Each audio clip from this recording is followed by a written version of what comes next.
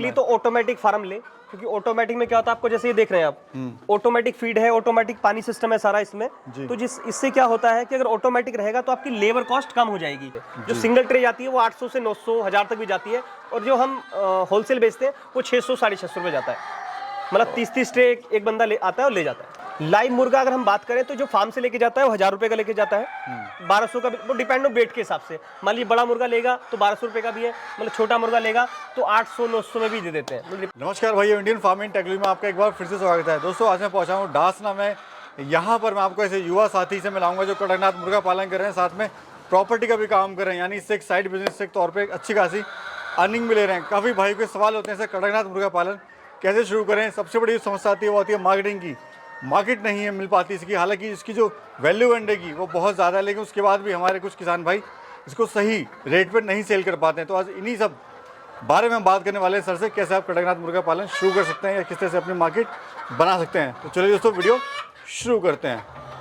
नमस्कार सर। नमस्कार, कैसे हैं सर? बढ़िया सर, आप बताएं। बहुत बढ़िया सर, बहुत बढ़िया। सबसे पहले तो आपको मुबारकबाद, आप इतना अच्छा काम कर रहे हैं और आपने जो एक स्टेप जो उठाया है आपने मुर्गा पालन का, वो एक बहुत ही शानदार है। आप अर्निंग कर रहे हैं, एक फार्मिंग से भी आप जुड़ रहे हैं। जी जी जी जी। तो फिर से एक बार मुबारकबाद। और सबसे पहले जो हमारे दर्शक आपको देख रहे हैं, अपने फार्म का परिचय आप दीजिए। जी, मेरा नाम लोकेश यादव है और ये कुशलिया डासना गाजियाबाद में हमारा फार्म है। ये मेरा सेकंड काम है, मेरा मेन काम प्रॉपर्टी का है। ये साइड बिजनेस मैंने अभी स्टार्ट किया है, पहले 7-8 महीने से मैं इसको कर रहा हूँ और काफ़ी हद तक ये प्लेटफॉर्म पे आ गया है।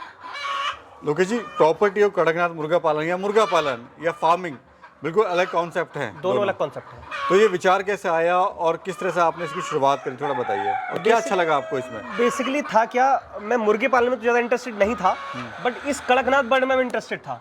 रीज़न ये है कि एक तो रेयर बर्ड है, दूसरा इसमें बीमारी के चांसेस कम है अदर मुर्गे के हिसाब से। तो अगर इसको कोई नौजवान साथी करना भी चाहता है तो मतलब बहुत ज़्यादा देखभाल की इसकी ज़रूरत नहीं है। बाकी ज़्यादा हर बर्ड में ना बहुत देखभाल करने की जरूरत पड़ती है, केयरिंग रहना पड़ता है, वीकली केयरिंग होती है, हर चीज़ की केयरिंग होती है, मेडिसिन की केयरिंग होती है। इसमें बहुत ज़्यादा केयरिंग नहीं है, तो जब हम स्टार्टिंग करते हैं तो हमारे लॉसेस चांसेस कम रहते हैं। इस बेस पे मैंने इसको स्टार्ट किया था। बाकी 2-3 दोस्त मेरे कर भी रहे हैं इसको, तो उनको देखा था कि मैंने इसको स्टार्ट किया। सर, कड़कनाथ मुर्गा पालन जो है, कहते हैं उसकी मार्केटिंग जो है इतनी आसान नहीं है, क्योंकि अंडा बहुत महंगा बिकता है। बिल्कुल। और जो उसका मुर्गा है या मुर्गी है वो भी काफ़ी कॉस्टली जाती है। बिल्कुल। तो एक ये अपने आप में बड़ा चैलेंज है सर जी, थोड़ा बताइए उसके बारे में। इसीलिए हमने इसको एनसीआर कनेक्ट किया कि हम जहाँ बैठे हैं यहाँ से चाहे दिल्ली हो, गाजियाबाद हो या नोएडा हो, तीनों ही कनेक्टेड है। और यहाँ रेंज खाने की कोई दिक्कत नहीं है लोगों को, मतलब क्वालिटी प्रोडक्ट मिलना चाहिए। आप क्वालिटी प्रोडक्ट अगर देंगे तो उसको आप सेल कर सकते हैं। हाँ, मार्केटिंग में थोड़े ट्रिक होते हैं, थोड़ी दिक्कत आती है शुरू में, तो हमने पहले ही 4 महीने पहले इसका स्टार्टिंग कर दिया था। चाहे वो ऑनलाइन मार्केटिंग हो, चाहे वो व्हाट्सएप सूट मार्केटिंग हो, चाहे यूट्यूब मार्केटिंग हो, वो हमने मार्केटिंग स्टार्ट कर दी थी इसकी। तीसरा, सोसाइटीज़ में पैम्पलेटिंग स्टार्ट करा दी थी। तो हमारा जो प्रोडक्शन से पहले ही ऑर्डर स्टार्ट हो गए थे कि जैसे ही प्रोडक्शन आए हम ऑर्डर दे लोगों को तक पहुँचाएँ। तो प्लानिंग आपने कब करी थी और कितना समय आपको लगा ये सब स्टार्टअप करने में? लाइक होता है ना कि भाई कोई 6 महीने पहले प्लानिंग करता है, मेरे को मुर्गा फार्म जो है स्टार्ट करना है, तैयारियाँ करनी है। जी, जब हमने बच्चे डाले उसके 3 महीने बाद ही हमने आपकी मार्केटिंग की प्लानिंग स्टार्ट कर दी थी। जी। और 3 महीने बाद आपने फार्म अपना सेटअप कर दिया। तो यहाँ पे सर आपने लीज पे लिया हुआ है क्या? ये लीज पे है। और कितना रेंट जा रहा है इसका? 26,000 रुपये रेंट जाता है। और कोई भी फार्म, अब तो आपको एक्सपीरियंस यहाँ पे हो गया है, कोई अगर लीज पे ले रहा है तो क्या क्या सावधानियां रखे ताकि जो सेटअप वगैरह बना रहा है वो बनाया हो? सुविधाएं क्या क्या होनी चाहिए? बेसिकली तो ऑटोमेटिक फार्म ले, क्योंकि ऑटोमेटिक में क्या होता है, आपको जैसे ये देख रहे हैं आप, ऑटोमेटिक फीड है, ऑटोमेटिक पानी सिस्टम है सारा इसमें। तो इससे क्या होता है कि अगर ऑटोमेटिक रहेगा तो आपकी लेबर कॉस्ट कम हो जाएगी। अगर मान लीजिए आपने 2000 बर्ड पे एक बंदा रखा तो भी कैपेबल है, लेकिन अगर यही आप ऑटोमेटिक नहीं करेंगे तो इन 2000 बर्ड पे आपको 3 लेबर भी रखनी पड़ सकती है, क्योंकि पानी भरना पड़ेगा, थोड़े टाइम में फीड भरनी पड़ेगी। तो ये चीज़ें हैं। यानी जहाँ पे आप फार्म अपना बना रहे हैं, ले रहे हैं, वहाँ पे पानी की व्यवस्था प्रॉपर होनी चाहिए, ऑटोमेटिक होनी चाहिए। मतलब मैनुअल में क्या होता है, मैनुअल में लेबर कॉस्ट है, हर बंदा उसी में लगा रहेगा, फिर अदर काम नहीं कर पाएगा। फिर कनेक्शन लेना पड़ रहा है, वो अलग महंगा पड़ जाता है, लाख रुपए का वो पड़ जाता है। बिल्कुल। तो शुरुआत करते हुए कितना समय आपको हो गया इसको? अभी इसको 8 महीने के आसपास हो गए हैं मेरे, 7 से 8 महीने। और कितने बर्ड से शुरुआत करी सर? मैं शुरू में 500 बर्ड लेके आया था। और अभी कितने हैं टोटल? अभी 2000 बर्ड है। जो 500 बर्ड आप लाए थे कहाँ से लेके आए थे? वो मैंने लिए थे झबुआ से, सॉरी झबुआ नहीं, ये करनाल से। करनाल से आपने लिए थे? जबुआ का तो ये बर्ड है। जी जी, तो छोटे लिए थे या बड़े लिए थे? जो पहले वाले बर्ड है वो मैंने छोटे लिए थे, 500 बर्ड जो थे। ये जो आप सब लेइंग पे देख रहे हैं, ये सबसे पहला बर्ड है। ये मुर्गियां हैं जो अंडों पे हैं। उधर जो दूसरे लेयर खाने में देख रहे हैं मुर्गे हैं, वो फर्स्ट लेयर के 500 पीस है सारे। कितने के लिए थे आपने? उस टाइम जो बच्चा पड़ा था 35 से 40 रुपए के आसपास पड़ा था। मेरे को 40 रुपए फार्म पे आके पड़ा था। जी जी सर, सबसे बड़ा जो चैलेंज होता है फार्मिंग के अंदर, लाइव स्टॉक के अंदर, वो सबसे बड़ा ये होता है कि मार्केटिंग तो अपने आप में चैलेंज है ही, उससे बड़ा चैलेंज है कि आपके फ्रेंड या फैमिली या वो लोग बोलते हैं क्या काम स्टार्ट कर लिया आपने। जी वहाँ सपोर्ट मिलना जो है मुश्किल हो जाता है। थोड़ा टास्क हो जाता है कि भैया ये क्या स्टार्ट कर रहे हैं। बिल्कुल, सपोर्ट तो चाहिए होता है। तो क्या चीज़ें आई थी आपके सामने, क्या कुछ ऐसा भी एक्सपीरियंस आपके सामने आया था? नहीं, ऐसा इसलिए नहीं है क्योंकि मैं पिछले 12 साल से बिजनेस में हूँ। तो मेरे लिए धंधा, कुछ भी करो धंधा ही है। बिजनेस मतलब बिजनेस। तो चाहे ये करूँ या प्रॉपर्टी करूँ या कुछ और करूँ, फर्क नहीं पड़ता। जी जी, मतलब एक हैबिचुअल है इसका। हैबिचुअल हूँ मैं बिजनेस के लिए। तो ये अंडे के लिए आपने रखे हैं या मीट के लिए सर? ये दोनों है। जो मुर्गी आप देख रहे हैं वो सारी लेंग की है, अंडे के लिए हैं, और मुर्गे सारे मीट के लिए हैं, जिसमें 10% के हिसाब से हम रख लेते हैं मुर्गियों के हिसाब से, बाकी सब चले जाते हैं। काफ़ी भाई के क्वेश्चन होते हैं कि सर हम मुर्गा फार्म जो स्टार्ट करना चाह रहे हैं वो अंडे के लिए करें या मुर्गे के लिए करें, कौन सा बेस्ट है आपने? देखिए, अगर कड़कनाथ पाल रहे हैं तो अंडे के लिए पालें, क्योंकि उसके मुर्गे को सेल करना बहुत, मतलब मैं ये नहीं कह रहा कि बेच नहीं सकते, बट थोड़ा टास्क वाला काम है। क्योंकि हर कोई इसको पसंद नहीं करता जिसको पता नहीं है, क्योंकि इसको मार्केट में बहुत लोग नहीं जानते हैं। अंडा तो एक बार आप बेचने जाएंगे तो बिक जाएगा, आसानी से बेच सकते हैं आप। अगर आप मीट के लिए तैयार कर रहे हैं तो आप देसी पालें। जी जी, मेरी पर्सनल सजेशन है लोगों के लिए। मीट के लिए अगर फास्ट आपको अर्निंग चाहिए तो आप देसी पालें, डबल FG पालें, RIR पालें, सोनाली पालें, कुछ ही पालें, वो ज़्यादा फ्रूटफुल रहेगा आपके लिए। जी जी। तो ये अंडा देना सर कब स्टार्ट करती है, कब तक देती है? देखिए, हर किसी का अलग अलग सिस्टम है। 5 महीने से लेकर 6 महीने के बीच में लेंग इनके स्टार्ट हो जाती है। Depend on feed, depend on care, depend on whether, सब कुछ डिपेंड करता है। और कितने का आप अंडा दे रहे हैं सर? और लाइव मुर्गा जो है काफ़ी कॉस्टली है जी, तो क्या इतने का बिक रहा है? कहते हैं 1000-1200 का यहाँ मुर्गा बिकता है, लोग यही फार्म से आके लेके जाते हैं। अंडा बिकता है।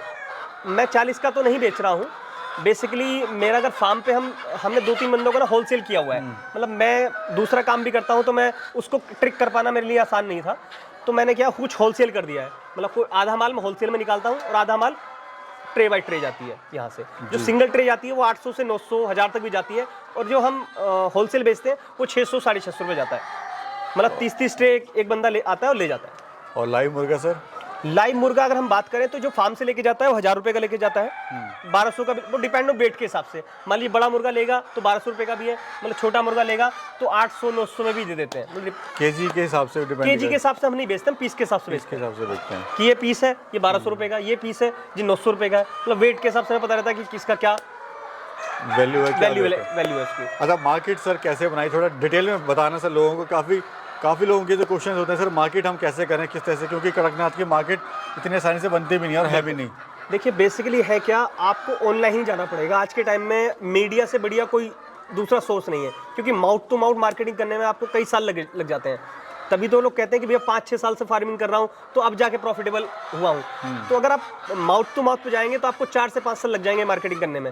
लेकिन ऑनलाइन मीडिया की बात करें, फेसबुक की बात करें, व्हाट्सएप के आजकल तो बहुत ऑप्शन आ गए, ट्विटर, इंस्टाग्राम, बहुत नए सेटअप हैं जिन पर आप मार्केटिंग कर सकते हैं। तो उससे क्या होगा, आप कम टाइम में ज़्यादा लोगों तक पहुँच जाएंगे।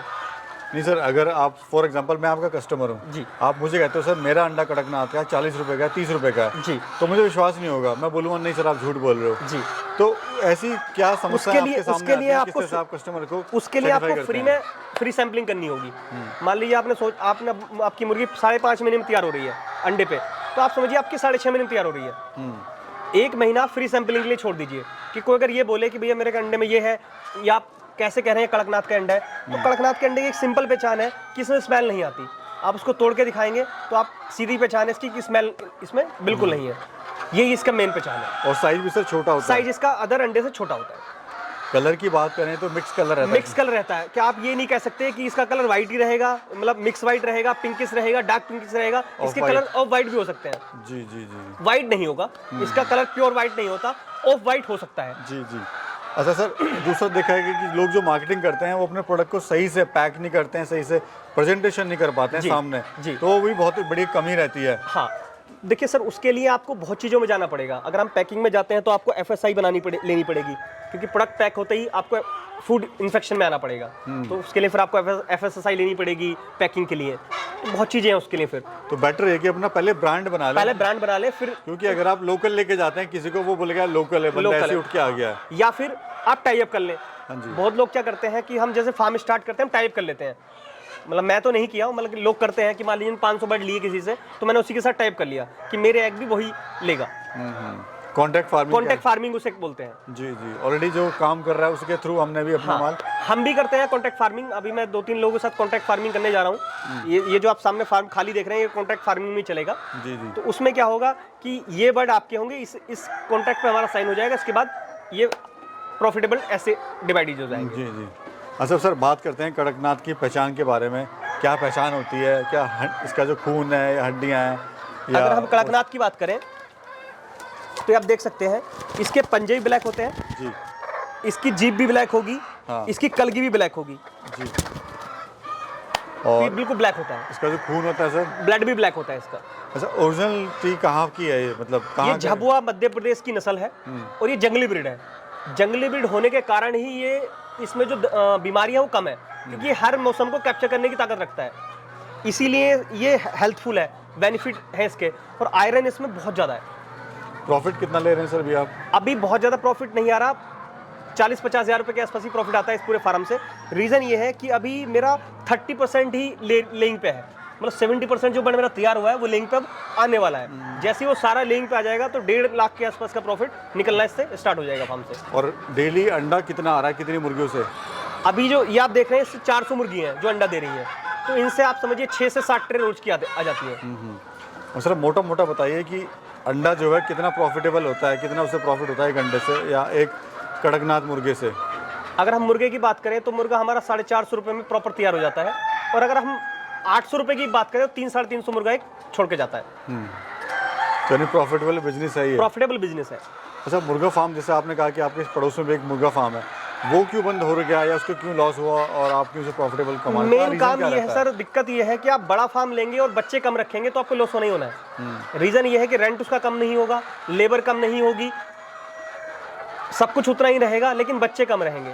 तो जब प्रोडक्शन ही नहीं आएगी उस रेशियो में, तो आप उसे प्रॉफिटेबल कैसे लेके आएंगे? आपके फार्म का क्या एरिया है पूरा? मेरा जो फार्म आप देख रहे हैं ये वाला, ये 30 फीट चौड़ा है और 300 फीट लंबा है। ये आपका पूरा, इसमें कैपेसिटी और भी है? अभी आप समझिए इसमें ही आप देखेंगे टोटल, तो ये टोटल जो कैपेसिटी इस फॉर्म की 7000 बच्चों की है, और अभी सिर्फ 2000 बच्चे हैं, यानी 5000 बच्चे इसमें और डाल सकते हैं। स्पेस है अभी? स्पेस है इसमें, वो धीरे और ये भी अभी स्पेसियस है। जो आप देख रहे हैं इसमें भी ये 400 और डाल दूंगा तब भी ये स्पेसियस ही रहेगा। जी जी जी। अच्छा, खाने में क्या दे रहे हैं सर आप इनको? खाने में जो मुर्गी का जो फीड चल रहा है वो लेयर फीड चल रहा है, जो अंडे के लिए चलाया जाता है, और बाकी इनको आपका जो बरसीन होती है ग्रीन फीड भी दी जाता है इनको, मतलब पालक, आपका गोभी के पत्ते, इस टाइम में गोभी चल रही है उसके, और इनको ये कुछ भी खा लेते हैं। ये ऐसा बर्ड है जो भी इसको डाल देंगे सब खा लेगा, कुछ भी खा लेगा। हाँ जी। तो सर शुरुआत में अगर कोई शुरुआत करना चाहता है कड़कनाथ फार्म की, तो समस्याएं उसको क्या क्या आ सकती हैं? आपको क्या क्या इसमें समस्या आई थी? बेसिकली वो डिपेंड करता है कि वो स्टार्ट कहाँ पे कर रहा है। अगर वो गाँव की तरफ स्टार्ट कर रहा है तो मेरा मानना ये है कि अगर वो 400 बर्ड से स्टार्ट करता है तो 200 बर्ड कड़कनाथ के रखे और 200 बर्ड देसी के रखे। उससे क्या होगा, उसकी जो मार्केटिंग है ना खराब नहीं होगी, कि लोग देसी लेने आएंगे तो ये भी देखेंगे ये क्या है, तो उससे क्या होगा, माउथ टू माउथ मार्केटिंग तुरंत उसकी स्टार्ट हो जाएगी। और शुरुआत छोटे से करे, शुरुआत छोटे से करें, घबराए ना, अगर प्रोडक्शन ज्यादा हो जाए तो घबराए ना, क्योंकि अगर मान लीजिए 500 अंडे आपके पास आ गए और बिक नहीं रहे तो आप पागल हो जाएंगे कि ये मैं इसको कहाँ लेके जाऊँ, काम ही बेकार है, बंद करो इसको। जी।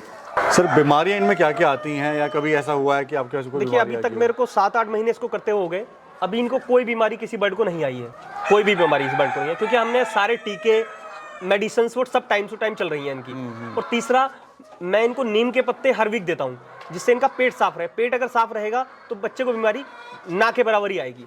और ट्रेनिंग वगैरह सर लेनी जरूरी है या कहाँ से ले? देखिए ट्रेनिंग ले या ना ले वो मैटर नहीं करता है, लेकिन आपको इसको जानने की जरूरत बहुत जरूरी है।